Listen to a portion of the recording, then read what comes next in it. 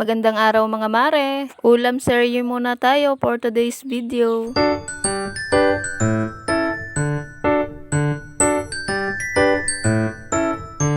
Pagka-uwi nga ni Mr. galing sa kanyang trabaho ay umuwi agad kami ng bayan. Sabi ko kasi sa kanya mga mare ay bibili ako ng tsinelas. Hindi na nga namin mga mare na ipakita sa inyo yung aking pagbili ng tsinelas dahil gabi na nga. Baka daw kasi mga mare wala na kaming mabilhan ng pang-ulam dito sa palengke. Kaya naman mga mare dito na lang ako sa bahay gumawa ng video. At sa mga oras na yan mga mare ay nagagayat na ako ng mga lahok para sa sausawan. Hindi ko na nga rin mga mare na ipakita sa inyo yung pagproseso ko doon sa inihaw na bangus. Hanggang sa pagluluto nga mga mare ay ako ay nagmamadali. Nagugutom na nga ako mga mare sa oras na yan at syempre at the same time ay sobrang excited ako sa inihaw na bangus. Sa mga hindi nakakaalam mga mare ay sobrang paborito ko nga ang inihaw na isda. Pero dahil nga mga mare napakamahal ng mga bilihin ngayon ay minsan lang kami magluto ng ganito. Kapag nga mga mare meron ng kita si Mr. ay hindi talaga kami nagtitipid sa pagkain. Kaya naman sa mga nagtataka dyan kung ba't wala kaming ipon kundi taba ay ito ang dahilan. Ang katwiran kasi mga mare ni Mr. kaya daw siya nagtatrabaho ng maayos ay para daw kami may maayos na pagkain. Dapat nga pala mga mare ay ito ay kagabi pa naka-upload. Pero dahil nga mga mare kagabi ay pakiramdam ko'y sobrang pagod ng aking isip ay hindi ko nalaan pinilit. Kaya naman mga mare minabuti ko na lang muna na ikalma muna ang aking isip. Para sa mga hindi nakakaalam mga mare, opo dumadaan po ako sa pakiramdam na feeling ko ako na lang mag-isa. Yung pakiramdam mga mare na kahit yung sarili mo ay parang kalaban mo na rin. Alam ko naman mga mare na walang makakaintindi talaga nung aking mga nararamdaman. Dahil kung sa physical appearance lang naman magbabase ay wala naman talaga mga maring dapat problemahin. Dahil kaya ko naman talaga mga maring humarap sa mga tao nang okay ako. May mga araw lang talaga mga mare na sobrang nagbe-breakdown ako. Sa sobrang dami na rin siguro mga mare ng aking pinagdaanan parang hindi na kinakaya ngayon ng aking isip. Ngayon ko lang naiisip mga mare na pwede palang maging mahina. Hindi pala talaga pwede mga mare yung habang buhay kang malakas. Hanggang ngayon mga mare hindi ko pa rin talaga kontrolado yung emosyon ko. Mas minamabuti ko na nga lang mga mare na wag na lang ako mag-share sa mga taong malalapit sa akin. Dahil alam ko naman mga mare na ang iisipin lang nila ay nag-iinarte ka lang naman. Kaya kung kayo mga mare ay may kakilala na ganito ang pinagdadaanan, pakinggan nyo na lang kung sakaling magtitiwala sa inyo. Sabi nga lang mga mare ay pakinggan na lang, huwag na lang husgahan. Dahil hindi naman talaga natin mga mare alam kung ano talaga ang kanilang totoong pinagdadaanan. Kaya sa mga taong may mga ganitong pinagdadaanan, palagi lang kayong magdasal. Sa itaas lang natin lagi mga mare sabihin kung ano ang ating nararamdaman. Sa itaas mo na lang mga mare sabihin at nang hindi ka na lang mahusgahan. Na ito nga mga mare at lumalafang na ako. Ako nga lang mga mare ang kumakain muna dyan dahil si Mr. ay nagre-red horse pa. Kaya naman maraming salamat at see you on my next video. Bye!